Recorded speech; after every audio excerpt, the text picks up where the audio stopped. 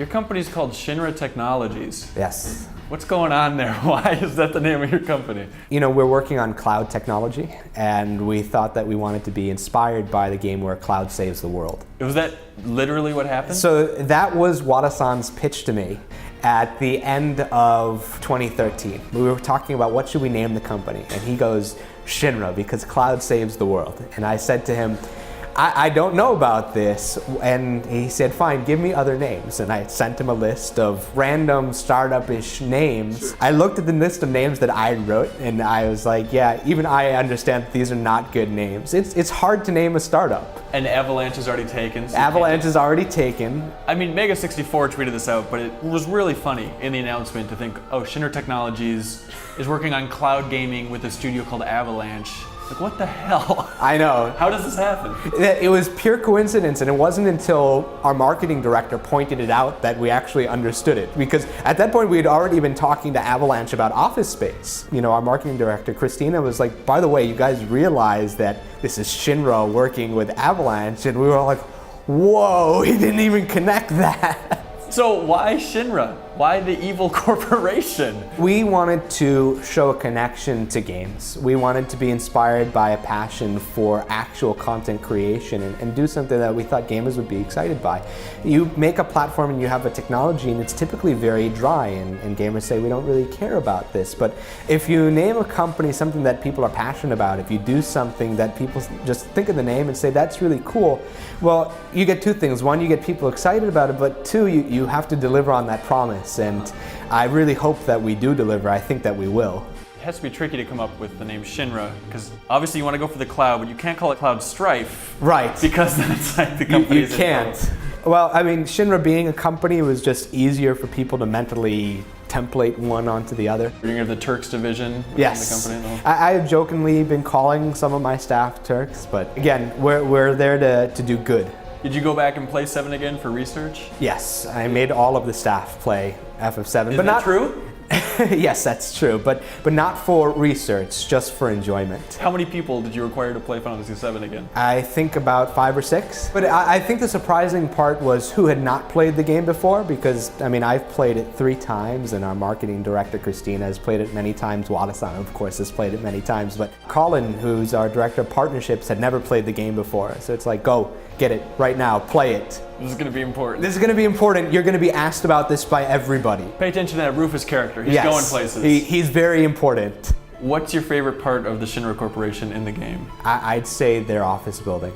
It's exactly like this. Yeah, I know, it's exactly like, so when I was first looking for office space in New York, I was looking for a temporary suite that was located on Broadway, and it was a very dark, sort of scary looking building, and I was like, this is super cool, I want to put it on our website, this is our office. But the benefits of working with Avalanche Studios on the office far outweighed just having an image on the website, so we didn't go for it. So when you build out the new office, though, are you going to try and decorate it like the Shinra Tower? No, we are trying to separate ourselves from that from that perspective. The design of the logo, which is different, we're not red and black, we're blue and white. Why is that? Because the red and black of the logo is meant to sort of impasse evil. We're using their name, we're borrowing the coolness of their name, but we're not trying to borrow the implications of what that company did, because we're not evil. Do people bring this up a lot with you? Are there like UPS guys dropping stuff off asking like, Shinra, isn't that the name of that? So here's the best part of that name. We were trying to keep it under wraps for so long, and I'm shocked that we did. Because I have an Amex card that says Shinra Technologies on it that I've been using for many months now prior to the thing. And every time I used it to pay for purchases for the company, I was concerned that some gamer there would get it. I think the scariest part was we were setting up our cell phone contract for my staff's cell phones, and I have to bring proof of the company. It's a brand new company, right? And you have to bring proof of the owner, which is Square Enix. And so I have all of these Square Enix folders and stuff because it's got all our materials in it. And the people working at the store are fans. They see it, they're like, oh, we love Final Fantasy. And like, great. Do you have any employees who are not fans?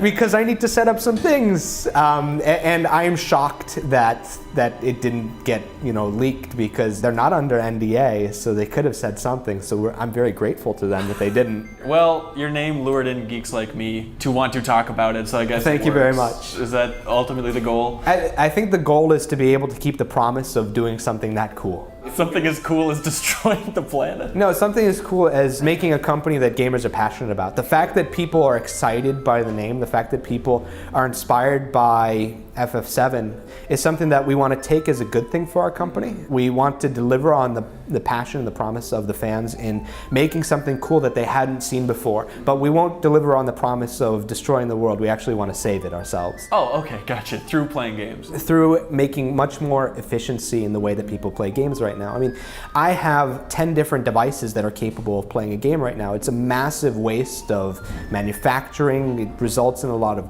garbage. If you actually centralize all of this into a data center and you take away the need to keep investing in underutilized processing power, you're actually significantly saving on power consumption, on manufacturing, on waste, and you're going to be able to get games to people, especially 5-7 years from now, in countries who can't afford a console through cloud. So you're really improving not only games themselves, but the environment around games.